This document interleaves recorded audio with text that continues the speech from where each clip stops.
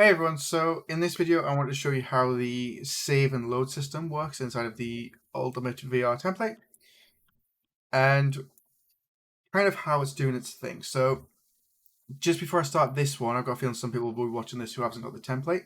I will be doing a full video on a save and load system in Unreal that better explains how this all works and how you can go with it. So what we've got inside of our blueprints folder is we have our game instance. And our save logic is stored in here. So we have a save game custom event, a load game custom event, and then a delete save game. So what happens was we check to see if a save game exists. If it does, or does save game exist? Not actually checking this one, could probably remove that. But basically we create a save game object, which is in this folder here, so blueprint save game. And what this has is a section of variables that stores our character stuff. So if you want to save any information regarding your player, you would need to add those in here. The reason we're using structs in the template is because a struct stores multiple variable types.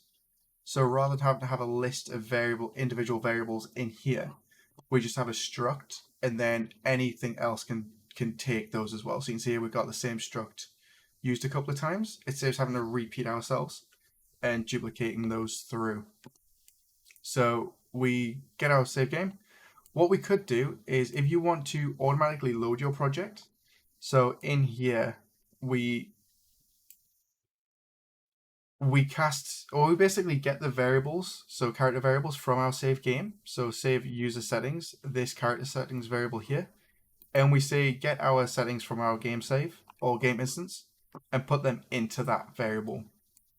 And once we've done that, we create a save game, and then we delay, and then we call save complete. This is done for the UI, so you can't spam the save button. And from there, we can load it as well. So in here, we check to see if user settings, which we created over here, exists. And if it does, we load those settings using async. And then we cast to SG save settings, and we get those character settings that we've saved inside of this file, and we populate those from our game instance, and then we call that as well for our UI. Delete save does exactly what it says. It gets our user settings slot and then deletes it. And by default, our save and load buttons are controlled through our UMG. So user menu, we have a save load screen, which is here.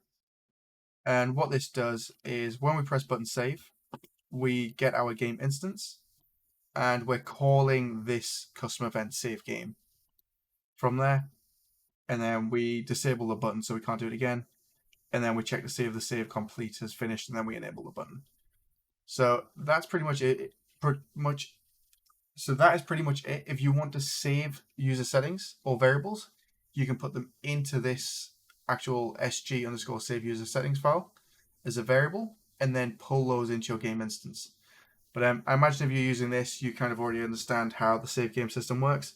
I probably haven't explained it very well, but what you really need to know is that the game instance houses all of that save game logic.